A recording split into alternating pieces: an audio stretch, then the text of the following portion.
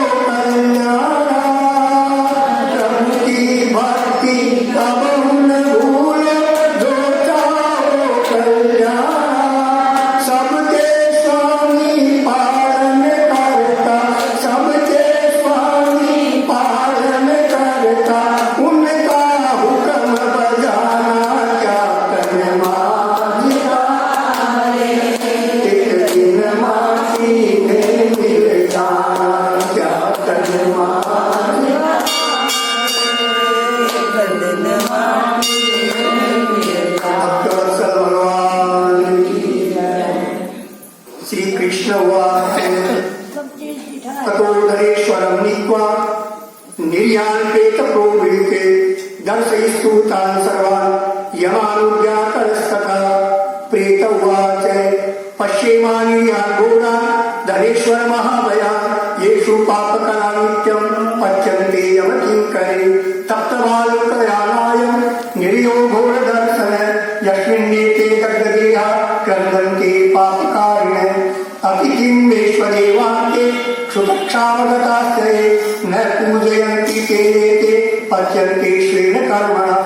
गुरु अगमिं ब्राह्मणान् गवाश्च वेदमुदादिशतान् तारयन्ति पदाये निर्गन्धाभिवासिनः।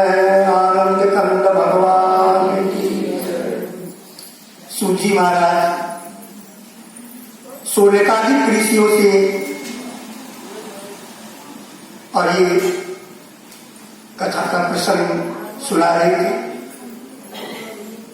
भगवान श्री कृष्ण परमात्मा और सत्यभामा के संवाद में और ये प्रसंग चल रहा था। सूत जी महाराज शौनकादिक ऋषियों से गए तो शौनकादिक ऋषियों ने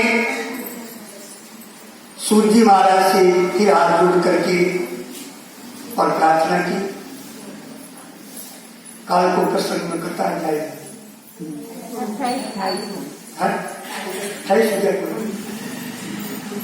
आनंद कंद भगवान की।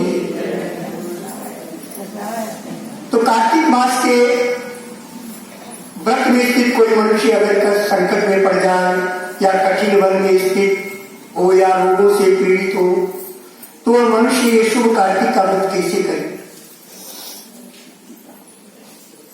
सूत जी महाराज शौनकादिक ऋषियों से कथा का प्रसंग कल की कथा भी बताया और तुलसी पूजन का अवसर नहीं मिले तो वैष्णव ब्राह्मण का पूजन, क्योंकि विष्णु भगवान जो है सदा नारायण अपने भक्तों के निकट में रहते। इन सब के अभाव में ब्राह्मण का और गौ का पूजन व्रती अवश्य करें। पूर्ण होने के निमित्त पीपल और बड़ का पूजन करें। शौनकादिक ऋषियों ने सूत जी से हाथ जोड़ करके पूछा कि सर्वे व्यस्तो तरु व्यस्तो कस्मात् पूज्य तरोस्मृतो अश्वत्थ रूपी भगवान विष्णु एवं संशय। यानी सारे देवता श्राप से वृक्षत्व को प्राप्त हो गए, जड़ीभूत हो गए। अरे विष्णु और महादेव पीपल और बड़ के वृक्ष के रूप में परिणत हुए। तो पीपल के वृक्ष को शनिवार के दिन को छोड़ करके और दिन छूना नहीं चाहिए। शनिवार को और उसका छू करके विशेष पूजन कर सकते हैं, क्योंकि भगवान नारायण ने लक्ष्मी को ये स्थान प्राप्ति के निमित्त दिया। तो इसमें शनिवार के दिन का महत्व है पीपल पूजन का। ऋषि ऊचो अस्पृश्यतम कथम प्राप्तम श्रोतबोधितम स्वयं स्पश्यत्वं हि कथम यावत् ताव शनिवासरे समुद्र मथनाद्यानि रत्नाया पुष्पोत्तमा श्रियं च कौस्तुभं तेषां विष्णवे प्रदभूसुरा। शौनकादिक ऋषियों ने हाथ जोड़ करके प्रार्थना की, पूछा कि सूत जी महाराज ये पीपल का वृक्ष मात्र शनिवार को छोड़ करके और दिन छूने योग्य नहीं हुआ, क्यों नहीं हुआ है? ये शनिवार को क्यों छूने योग्य हुआ तो आप कृपा करके बताइए। तो समुद्र मथनाद्यानि रत्नाया पुष्पोत्तमा। सूत जी शौनकादिक ऋषियों से कहने लगे, देखो समुद्र का मंथन करने से देवताओं ने जो समुद्र मंथन से रत्न प्राप्त किए उनमें देवताओं ने लक्ष्मी और कौस्तुभ मणि भगवान विष्णु को दे दिए। तो भगवान विष्णु लक्ष्मी को अपनी भार्या बना करके स्वीकार करने लगे। तभी लक्ष्मी ने उन चक्रपाणी भगवान श्रीमन नारायण परमात्मा से प्रार्थना की कि हे नाथ, बड़ी बहन का विवाह संस्कार किए बिना और वो छोटी को कैसे निभाओ? विवाहित नयमाम पश्चात देश धर्म सनातन। हे मधुसूदन, पहले मेरी बड़ी बहन अर्थात अलक्ष्मी का विवाह करवाओ। मेरी बड़ी बहन अलक्ष्मी का विवाह करके और तब मुझे भेजो। उदालकाय मुने सुदीर्घ तपसे करा आत्मवाक्यानुरोधे ताम अलक्ष्मी ददो किल। ये सनातन धर्म है और धर्म का पालन करना सभी का कर्तव्य है। तो आप पहले बड़ी बहन का विवाह करके उसके बाद आप मुझे भी चलो। सूत जी बता रहे शोनिकादि ऋषियों से लक्ष्मी की बात को सुन करके लोक भावन भगवान ने और विचार किया, बात तो ठीक है। अब लक्ष्मी का विवाह करने के निमित्त भगवान वर खोजने लगे। खोजते खोजते बड़े भारी तपस्वी उदालक मुनि और उन उदालक मुनि को अपने अनुरोध से उस लक्ष्मी को दिया। स्थूलश्याम शुभ्रदर्शनाम जरठीम विप्रति तनुम वित्तार्कनाम च वृक्ष गात्र शिरोनियम। स्थूल मुख और जीर्ण शरीर, फटे से काले नेत्र, रूखे शरीर और महाबला लक्ष्मी थी। भगवान विष्णु की बात से और उदालक मुनि स्वीकार करके वेद ध्वनि युक्त अपने आश्रय में वे धर्मज्ञ उदालक मुनि लक्ष्मी को ले गए। होम भूम सुगंधाढ्यम वेद घोषणी नादितम और आश्रमम तम समालोक के व्यतीता साब्रवीतम। अब वहां तो ऋषि मुनियों के आश्रम में तो क्या वेद का पाठ, हवन, तो होम के धुएं की सुगंध से युक्त और वेदों के पढ़ने के शब्द से युक्त आश्रम को देख करके लक्ष्मी मन में बहुत दुखी हो गई। दुखी होकर के और वह उदालक मुनि से कहने लगी कि नहीं वासो निरूपो यम वेद ध्वनियुतो वम नैतानिश्चय भो ब्रह्मन यश्वान्यत्र गाम ध्रुवम। यानी ये स्थान मेरे योग्य नहीं है। ज्येष्ठा कहने लगी यानी लक्ष्मी उदालक मुनि से कहा कि वेद ध्वनियुक्त ये आश्रम मेरे योग्य नहीं है। महाराज मैं यहां नहीं रह सकूंगी। नैतामिष्य योग हो ब्रह्मन, मुझे यहां से अन्यत्र ले चलिए। उदालक उवाच कथम नावासी कांते वर्तते सम्मतम तव। उदालक मुनि लक्ष्मी की बात को सुन करके कहा कि एकांत तू यहां क्यों नहीं रहेगी? तेरा यही निश्चय है तो तेरे योग्य यानी तुम्हारे योग्य कौन सा स्थान है वह बात मुझे बताओ, वह स्थान खोज करके रखो। लक्ष्मी ने उदालक मुनि से कहा कि वेदस्मिन् तिथि नाम च पूजनम यज्ञ दानादिकं वापि नैव तत्र वसाम्यहम्। ज्येष्ठा उदालक मुनि से कहा देखो जहां वेद की ध्वनि होती है, अभ्यागतों का जहां पर पूजन होता है, यज्ञ दान आदि होते हैं, वहां पर तुम्हें नहीं रह सकते। जहां पर स्त्री पुरुष से आपस में प्रीति से रहते हैं, प्रेम से रहते हैं, जहां पितृ और देवताओं का पूजन होता है, वह वास्तव में योग्य नहीं है। पितृदेवासनम यत्र तत्र निवसाम्यहम् उद्यमो नीति कुशलो धर्मयुक्त प्रियम वद गुरु पूजा रतो यत्र तस्मिन्नेव वसाम्यहम्। यानी जहां पर उद्यम करने वाले, नीति में चतुर, मधुर बोलने वाले, गुरुजनों का पूजन करने वाले मनुष्य जहां रहते हो वहां भी नहीं रह सकती। उदालक मुनि लक्ष्मी की बात को सुन करके मन में बहुत बड़ा विस्मय किया है। फिर उन्होंने मन में विचार करके कहा, तो तुम रह कहा सकती हो, बताओ।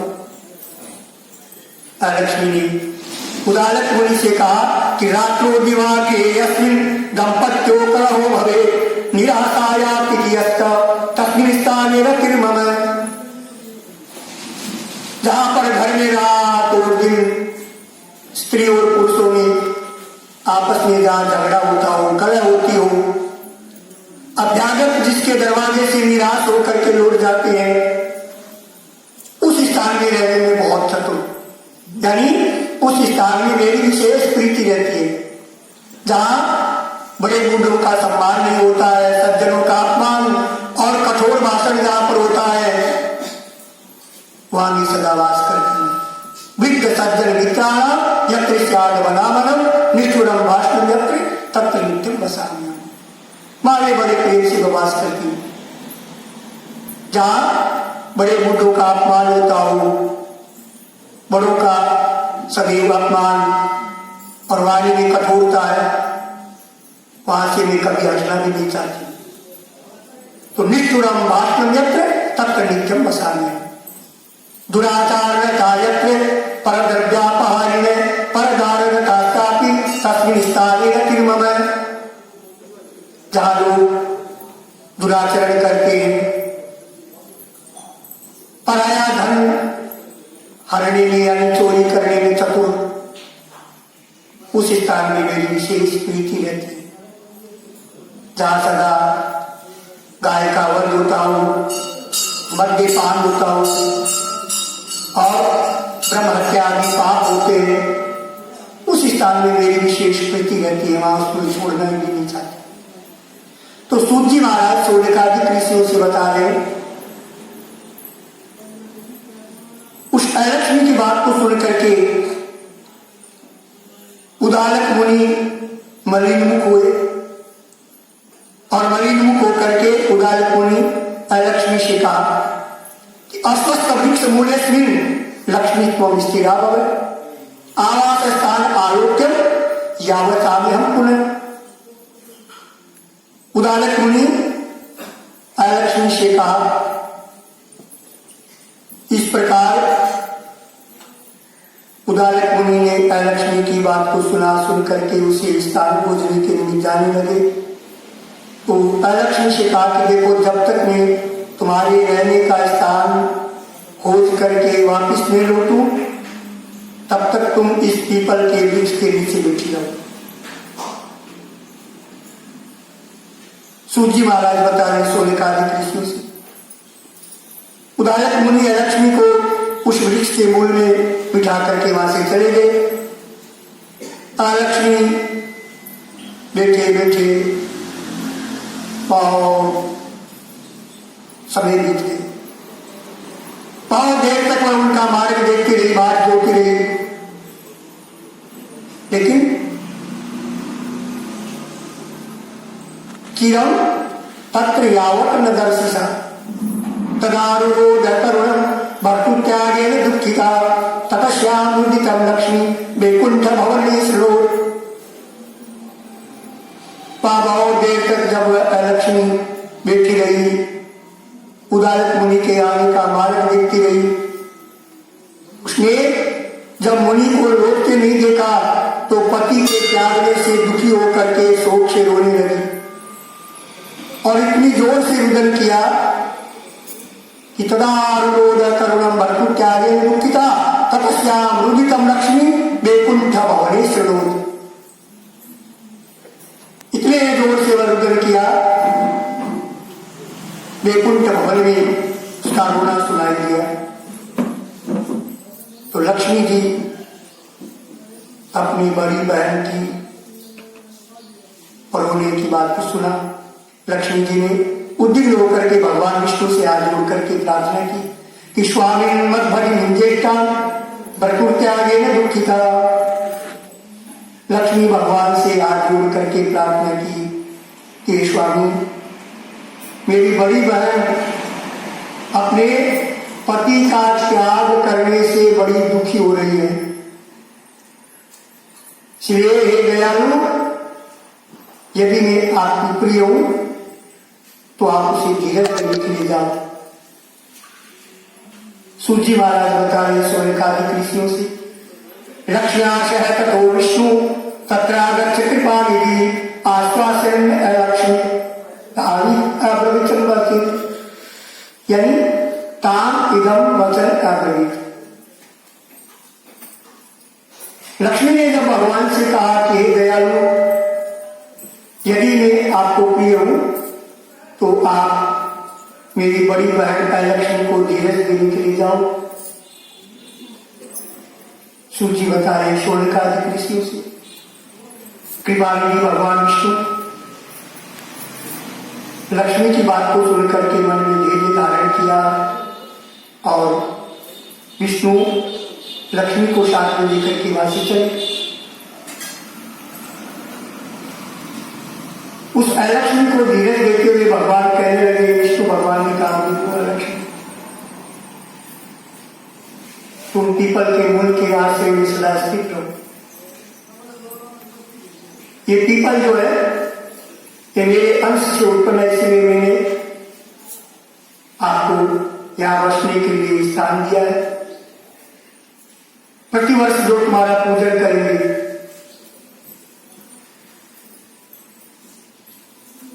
उनको या तुम्हारी छोटी बहन अर्थात लक्ष्मी स्त्री होकर के लिए और स्त्रियों के